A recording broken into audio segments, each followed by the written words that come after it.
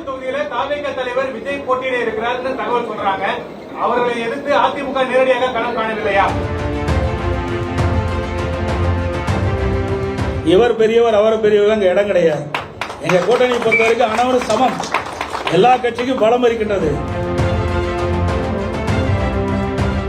பெரம்பூர் தொகுதியில தாவேக தலைவர் விஜய் போட்டியிட இருக்கிறார்னு தகவல் சொல்றாங்க. அவர்களை எதிர்த்து அதிமுக நேரடியாக களம் காணவில்லையா? இது என்ன கேள்வி? கூட்டணின்னு அமைத்த பிறகு எல்லாம் சமமா தான் பார்க்கணும். இவர் பெரியவர் அவர் பெரியவர் அங்க இடம் கிடையாது. எங்க கூட்டணி பொறுத்த வரைக்கும் அனைவரும் சமம். எல்லா கட்சிக்கும் பலம் இருக்கின்றது. ஒவ்வொரு கட்சியும் சேர்ந்தால்தான் வெற்றி பெற முடியும். சிறுதுளி பெருவெல்லம். ஆகவே இந்த கட்சி சின்னது அந்த கட்சி சின்னதெல்லாம் இங்க இடமே கிடையாது. இங்கே எங்க கூட்டணியில் அங்கம் வைக்கின்ற கட்சிகள்லாம் ஒரே விவரம் தான் பார்க்கிறோம். எங்க கட்சி அத்தனை பேரும் ஒருமுகமாகத்தான் பார்க்கிறோம். அதனால அனைத்து கட்சி எங்க 234 தொகுதிகளும் எங்களுடைய கூட்டணி கட்சியுடைய வேட்பாளர்கள் வெற்றி பெறுவார்கள். அதிமுக ஆட்சி.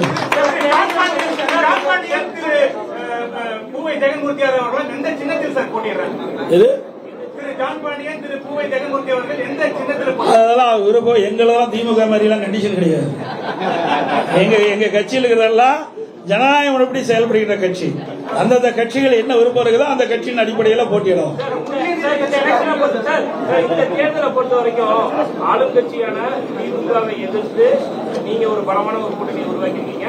மற்றொரு புறம் தனித்து தாவேகா மற்றும் நாம் தமிழர் கைதாங்க. இப்ப இந்த தேர்தல் மூலமா இந்த எதிர்ப்பு ஓட்டுகள், அதிருப்தி ஓட்டுகள், அரசு மீதான அதிருப்தி ஓட்டுகள் பிரியறதுக்கான வாய்ப்புகள் உள்ளதா சொல்லப்படுது. இது உங்களுக்கு எப்படி அது பாதகமா இருக்குமா சாதகமா இருக்கு? ஊடக நபருக்கும் பத்திரிகை நபருக்கும் சொல்லி தெரிய வேண்டிய அவசியமே இல்லை.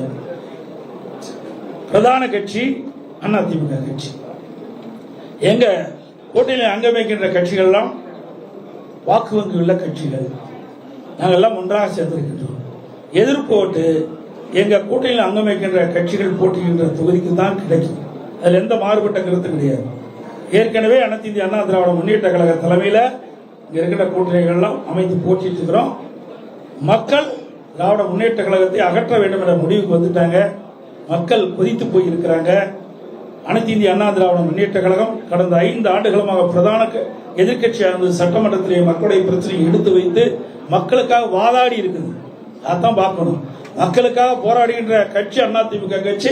இங்க கூட்டணியில் அங்கம் வைக்கின்ற கட்சிகள் அனைத்தும் மக்களுக்காக போராடி கொண்டிருக்கின்றனர். அவ்வப்போது எந்தெந்த இடத்துல மக்களுக்கு பிரச்சனை இருக்குதோ அந்தந்த இடத்துல எங்களுடைய கூட்டணி கட்சி தலைவர்கள் ஏற்கனவே அவர்கள் மக்களுக்காக சேவை செய்து கொண்டிருக்கிறாங்க.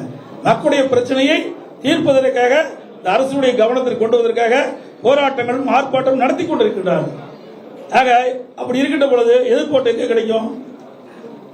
மக்களுக்காக யார் குரல் கொடுக்கிறாங்களோ அவருக்கு தானே கிடைக்கும். வீட்டில் இருக்கிறவங்களுக்கு கிடைக்காது.